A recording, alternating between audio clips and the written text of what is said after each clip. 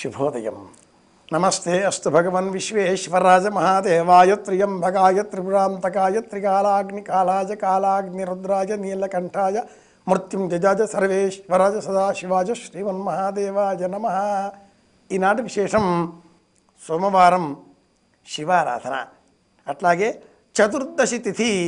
ఈ చతుర్దశికి శివ చతుర్దశి అని పేరు. ఈనాటి మరొక విశేషం రౌచ్యక మన్వాది. ఈ చతుర్దశిని మదన చతుర్దశి అని కూడా మన పంచాంగాలు వర్ణిస్తాయి.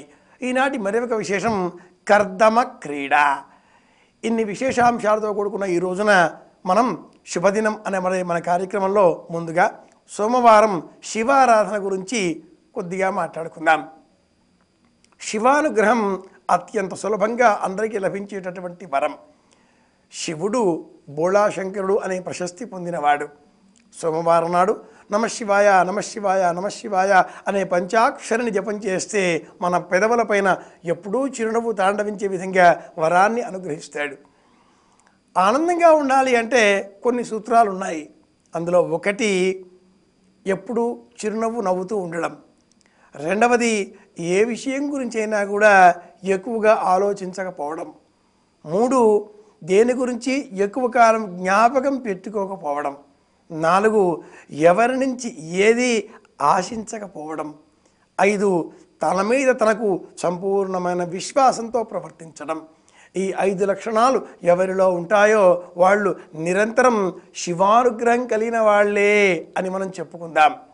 అన్నింటికంటే కూడా ముఖ్యమైనది పెదవులపైన ఎప్పుడూ చిరునవ్వు కలిగి ఉండడం. 2 ఏ విషయం గురించి కూడా ఎక్కువగా ఆలోచించకపోవడం. 3 ఏది ఎక్కువగా జ్ఞాపకం పెట్టుకోకపోవడం. అందరి క్షేమాన్ని కోరుకోవడం. అలాగే ఎవరి నుంచి ఏది ఆశించకపోవడం. ఈ 5ంటిని మనం మళ్ళీ ఎందుకు చెప్పుకుంటున్నామంటే మర్చిపోకుండా ఉండే నిమిత్తమై. ఈ లక్షణాలని అలవడతాయి అంటే మూల కారణం శివారాధన చెయ్యడం. ఎవరైతే నిత్యము శివ అంటూ కాలం గడుపుతారో అలాంటి వారికి ఈ లక్షణాలు అనుకోకుండానే వస్తాయి. ఎందుకని అంటే శివుడు దేని గురించి ఎక్కువగా ఆలోచించేవాడు కాదు. ఎవరు ఏది అడిగినా ఇచ్చేస్తాడు. తనకంటూ ఏది అక్కరలేదు అన్నట్లుగా ఉంటాడు. నిరాడంబరంగా ఉంటాడు. దేని మీద కూడా ఎక్కువగా అపేక్షా భావనలు కలవాడు కాడు. ఇల్లాల మీద కూడా రావణాసుడు వంటి వాడు ఎందుకయ్యా నీకు ఈవిడ అంటే వస్తే తీసుకుపో, నాకే అభ్యంతరం లేదు అనేటంతటి మనస్తత్వం కలవాడు సున్నిత హృదయుడు పరమశివుడు. సోమవారం నాడు శివారాధన చేద్దాం. అలాగే రుచికుడు అనేవాడి పేరిట ఏర్పడ్డ మన్వాది రౌచ్యక మన్వాది. మనం 14 మనువులు గల ఈ కాలంలో వైవస్వతుడు అనే పేరు గల 7వ మనువు కాలంలో వర్తమాన కాలంలో జీవిస్తున్నాం.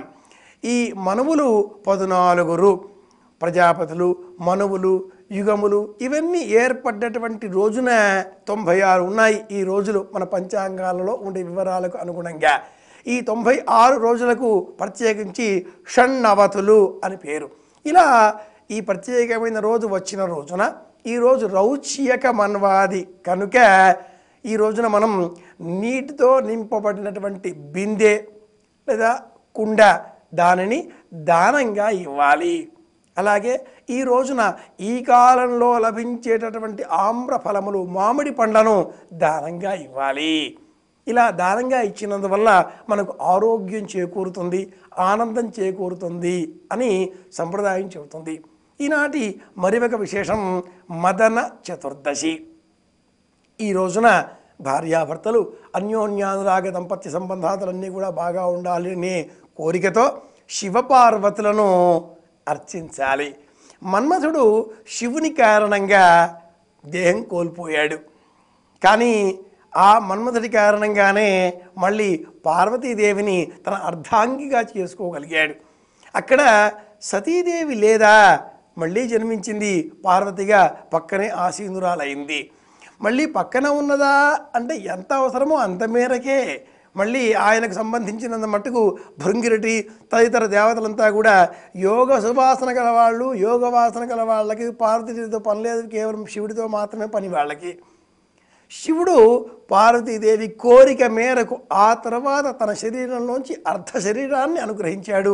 అది తర్వాతి కథ. ఏమైతేనేం భార్యాభర్తలు తమ మధ్య అన్యోన్య అనుబంధాలు, రాగరంజితమైనటువంటి స్వభావాలు, గుణాలు ఇవన్నీ కూడా వృద్ధి పొందింపజేసుకునే నిమిత్తమై ఈ రోజున శివారాధన చేయాలి. శివునకు ప్రీతికరంగా అభిషేకం చేయడం, నమ శంభవే చ మయోభవే చ నమ శంకరాయ చ మయస్కరాయ చ నమ శివాయ చ శివతరాయ చ అనే 10 గుణగణాలతో ఉండేటటువంటి ఈ రోజున మనం శివానుగ్రహాన్ని కోరి కళ్యాణం చేద్దాం. అలాగే ఈనాటి మరొక విశేషం, ఒంటిమిట్టలో కోదండరామస్వామి వారి కళ్యాణోత్సవం. ఈ రోజున సాయంత్రం సమయంలో ఒంటిమిట్టలో వెలిసినటువంటి కోదండరామస్వామి వారి ఆలయంలో పరమాద్భుతంగా శ్రీరామచంద్రమూర్తి సీతాదేవుల కళ్యాణం నిర్వహింపబడుతుంది. ప్రత్యేకించి శ్రీరామ నవమి నాడు భద్రాద్రి ఇతర వైష్ణవ పుణ్యక్షేత్రాలలో రామ కళ్యాణం మహాద్భుతంగా నిర్వహింపబడగా, చంద్రుని కోరిక మేరకు రాత్రి సమయంలో జాంబవంతుడు నిర్మించినటువంటి ఆలయం ఒంటిమిట్ట క్షేత్రం. ఆ క్షేత్రంలో సీతారామ కళ్యాణం ఈ రోజున సాయంత్రం ఆరంభ సమయంలో రాత్రి వేళన పరమాద్భుతంగా నిర్వహింపబడుతుంది. ఆ కళ్యాణాన్ని కూడా తిలకిద్దాం. అందరికీ క్షేమం కలగాలి అని కోరుకుందాం. సంక్షిప్తంగా ఇవి ఈనాటి విశేషాంశాలు. ఒంటిమిట్టలో శ్రీరామచంద్రమూర్తుల వారి కళ్యాణం, శివారాధన, రౌచ్యక మన్వాది, కర్దమ క్రీడ, మదన త్రయోదశి ఇటువంటి విశేషాంశాలతో కూడుకున్న ఈ రోజున దైవం మనకందరికీ కూడా సకల క్షేమాలను ఇచ్చుగాక అని కోరుకుంటూ శుభమస్తు.